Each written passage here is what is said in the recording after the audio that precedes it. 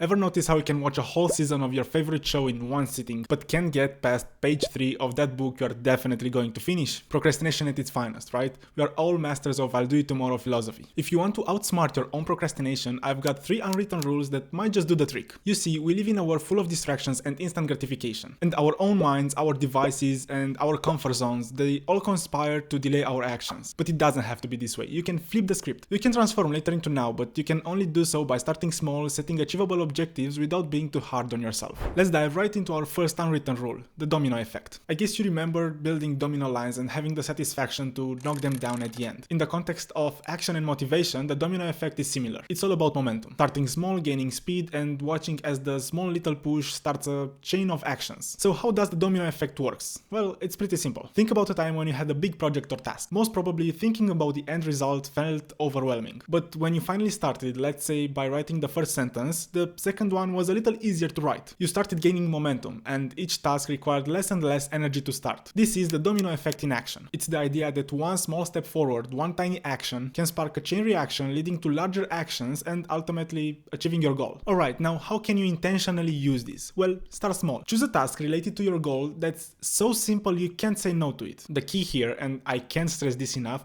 is to focus on starting the task instead of finishing it. This removes the pressure and makes the task more approachable. Then just ride the wave of momentum to the next task, the next one, and so on. Let's take a real example. Let's say you want to run a marathon. Just the thought of running 26.2 miles is overwhelming. How would you approach this? What's the smallest action you can think of? Well, start by deciding to put your running shoes on. A simple, achievable task. That's your first domino. You can't say no to just putting on your shoes. Now you might as well step outside. Another domino. You start walking, then jogging, and then eventually running. Each step, each mile is another domino falling, getting you closer to your final goal. This doesn't mean it won't be hard to accomplish your goal, but that's how you get started. Moving on, the second unwritten rule of taking action is overcoming fear and doubt. I think we've all been there. The voice inside your head that says, what if you fail, or you are not good enough? It's a universal struggle, and it can seriously block your ability to take action. You see, fear and doubt are just your brain's way to protect you from perceived danger. They are fragments left from our caveman days when facing some kind of danger. But in today's world, these emotions often do more harm than good, especially when they prevent us from taking action towards our goals. They create this fog of uncertainty that can make even the smallest tasks feel intimidating. So how do you push past this fog? First, you have to acknowledge your fear or doubt, because ignoring it won't make it go away. Once you acknowledge it, try to rationalize it. Ask yourself, what is the absolute worst thing that could happen? Often you'll find out that the worst case scenario isn't as bad as you thought. Take the story of J.K. Rowling, for instance. She faced 12 rejections from different publishers before getting Harry Potter published. Imagine if she just stopped sending out her manuscript again and again because of doubt or fear of rejection. I think this is a great example how we must push through every time we encounter fear or rejection. Alright, on to our third unwritten rule for taking action, the 20-second rule. This one comes from Sean Aker's book, The Happiness Advantage, an absolute great book that I truly recommend you read. Well, I guess this makes it a written rule, now that I think about it.